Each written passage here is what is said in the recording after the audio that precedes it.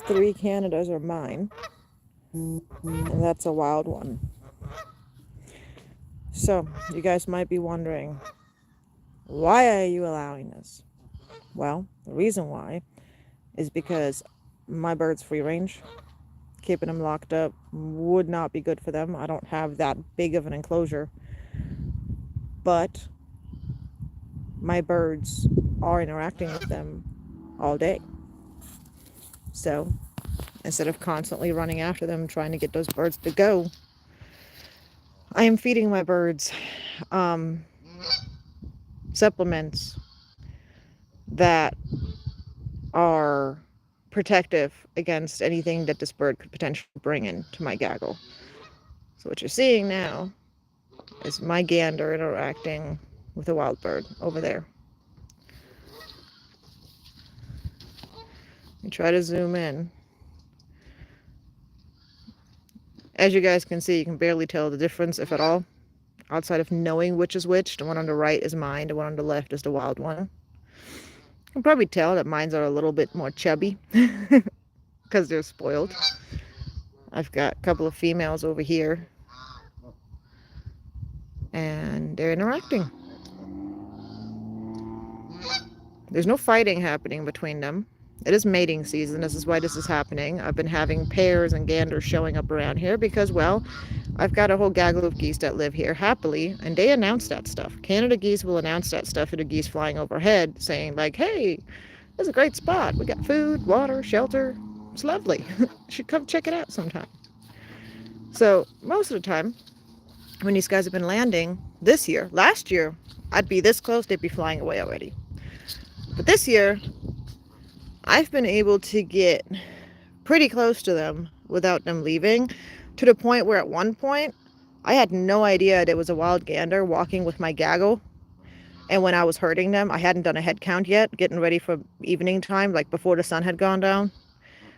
And I was about maybe 4 feet away from a goose that just jumped up and flew off after me herding them for about 10 minutes to get them close to the house, to get them ready for bedtime. And I was surprised and started immediately counting my geese, wondering if one of my geese flew off. But nope, it was a random wild goose. Now, this stuff happens when you own exotics, or wild birds will come in interacting with your birds. There's literally nothing I can do about this. I'm not forcing this goose to come hang out with my birds. I'm not encouraging this goose to come hang out with my birds. I am not ever going to put this bird into an enclosure or anything like that, even if that bird were to stick around and start becoming tame. I'm just not going to, because that would be illegal. Now, if this goose chooses to remain on our land, if it chooses to stick around one of my birds or all of my birds, and it chooses not to leave, then that is a wild animal making a choice that has nothing to do with me. I just want people to understand that there's a difference in the law. There are gray areas. I'm not allowed to limit this animal's ability to move. I'm not allowed to limit this animal's ability to leave. I'm not allowed to lure this animal to stay or leave. Well, I'm allowed to make it leave if it's a threat, but I'm not allowed to make it stay. I'm not allowed to capture the animal. I'm not allowed to kill the animal. These are federally protected birds.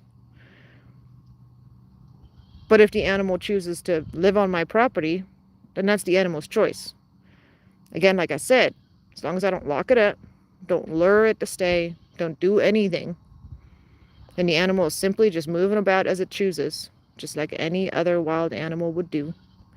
These guys just happen to be able to fly over fences and be able to make choices like this. And this happens sometimes. This happens if you own wild, as in exotic birds like I do. These are not wild birds. These are considered exotics, meaning that they were bred by a licensed breeder, sold by a licensed breeder, and I have the proper documentation to prove that my birds are 100% legal and legally owned, legally purchased. None of these birds that I own have been taken from the wild. But this is kind of something that happens. It's not super common, but it's definitely more common than you would think, that a wild gander, especially ganders, the male goose, will come and mate with a domestic or domesticated goose that lives on a farm or on a property. And since these geese mate for life, if they do completely mate with another goose, and that mating is confirmed and 100% solid, then these geese stay mated for life. And if they're mated for life, that goose ain't going nowhere. Now, it is possible that that goose may still leave for migration season. It's possible that that goose may never become tame, which I don't want it to, because this goose will forever remain flighted. So let's just assume this goose mates with one of my geese while I'm inside my house. It can happen. I've got a pond. I've got water all over the place. I've got a large property that my birds are free ranging on. But if this bird decides to mate with one of my birds, then this goose might choose to stay. Whether it's staying for part of the year until it migrates, returning every year for mating season, or whether it's staying all year round. As you can see, the goose is currently going towards my goose. The geese that are closer to me are my geese.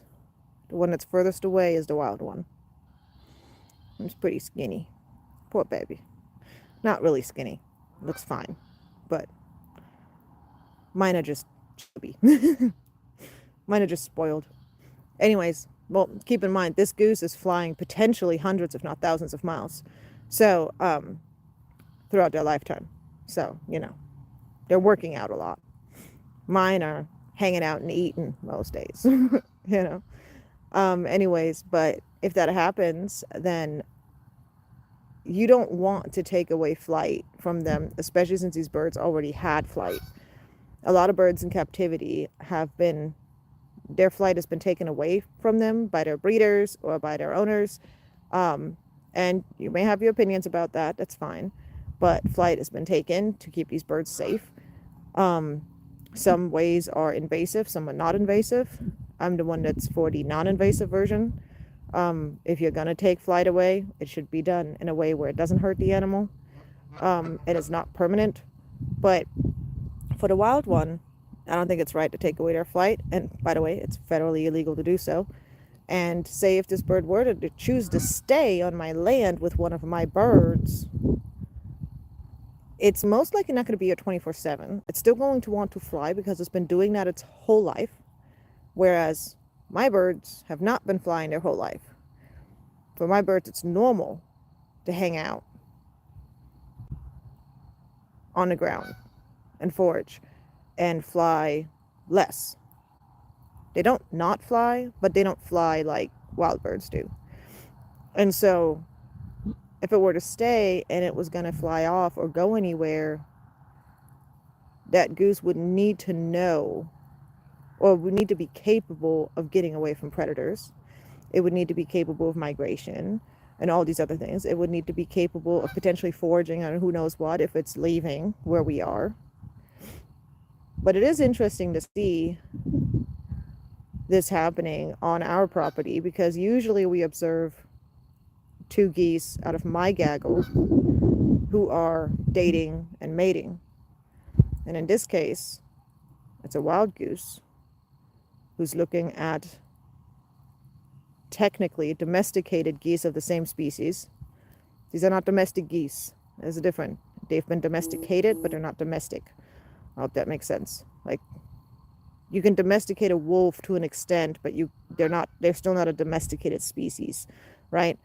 So like you can domesticate an individual animal without the whole species being a domesticated species.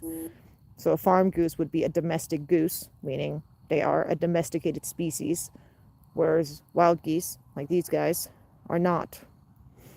But my birds are domesticated in the sense that their particular lineage has been raised in captivity for several years. I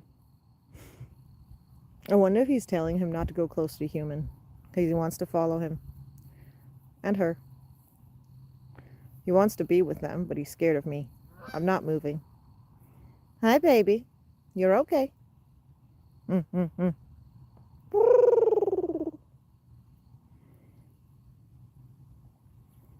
And a lot of the birds that live in the country are not nearly as used to humans as the ones that live in the city areas or in like migrate from like ponds that are in towns and in cities or that were raised on ponds or lakes or rivers where there's a lot of humans around. So a lot of the ones that live out in the country more are a lot more skittish, a lot more scared of humans. They're much more likely to take off and fly away. So it's understandable that he'd be more scared of me and that he'd be more scared of my movements, my voice, and everything I do because I would be something that's strange to him because he doesn't interact with humans. And most likely, the only interaction this goose has had with humans has been hunters. So it would make sense that this goose would be scared of humans. Now, if a wild goose does choose to stick around with one of my geese, I hope that goose over time will see that I'm not a threat and will be comfortable enough. The great thing about geese, they do have facial recognition, so they can tell apart different humans. Just because they may trust one human does not necessarily mean that they will trust other humans. But I don't plan to tame any wild animals. I just hope that they won't be panicky if I'm outside doing chores. I hope that makes sense. I don't expect to be petting a wild animal or interacting one-on-one with a wild animal like I do with my domesticated ones. But I would hope that the animal would realize that me personally am not trying to hurt it and that this animal can move around without being scared of me. I hope that makes sense.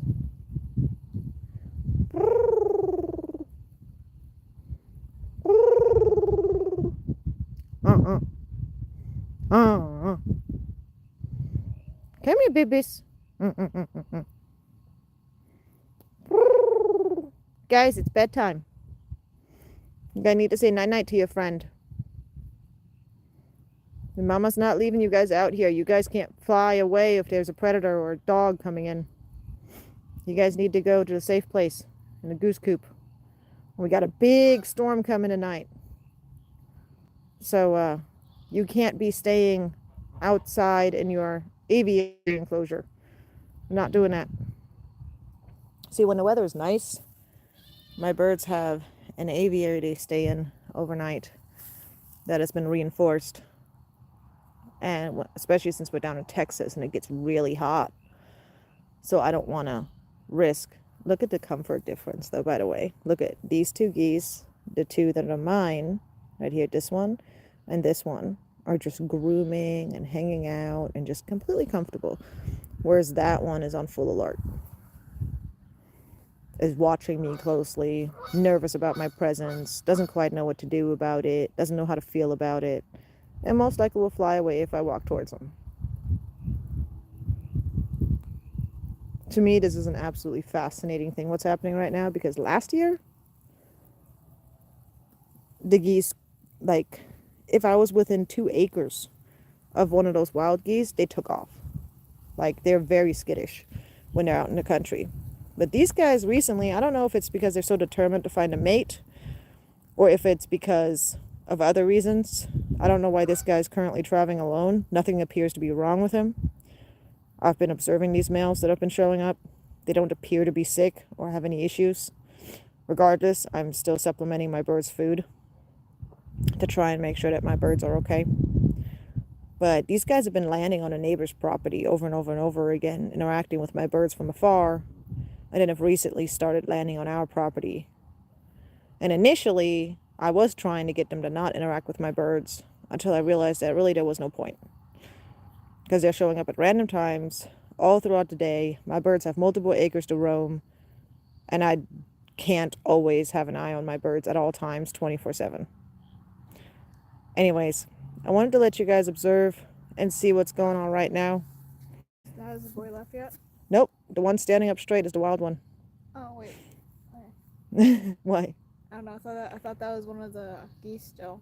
Well, it is a goose. No, like one of our geese. Uh-huh. That's my daughter y'all are hearing in the background. But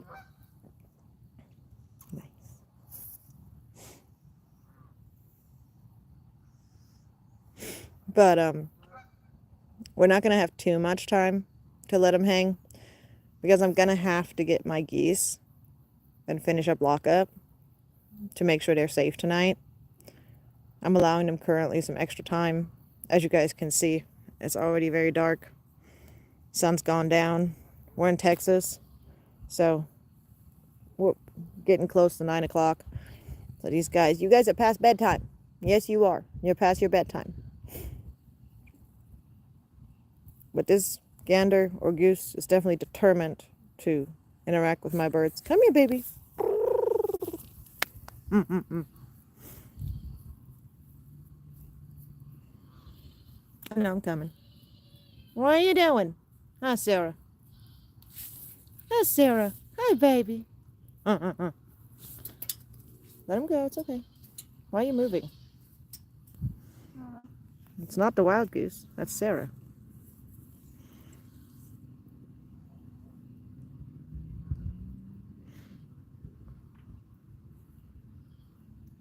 Hey, buddy boy. He's been hanging out with Sarah a lot. So, I'm thinking our little friend needs to go fly off and go to wherever it is he safely sleeps at night. Whether that's our pond or another pond, he needs to go to where he's safe because it's getting late. And they don't usually fly at night that much. Should I slowly walk towards him? No, just leave him alone. It's okay right now. It's alright. Most likely our geese will come with us and rejoin the gaggle because it's getting late. Okay. He'll leave when he's ready to. Anyways, that's going to be it for tonight, guys. I hope y'all have a wonderful evening. I hope you guys enjoyed seeing the shenanigans that I'm currently dealing with. And I will see you guys next time. Good night.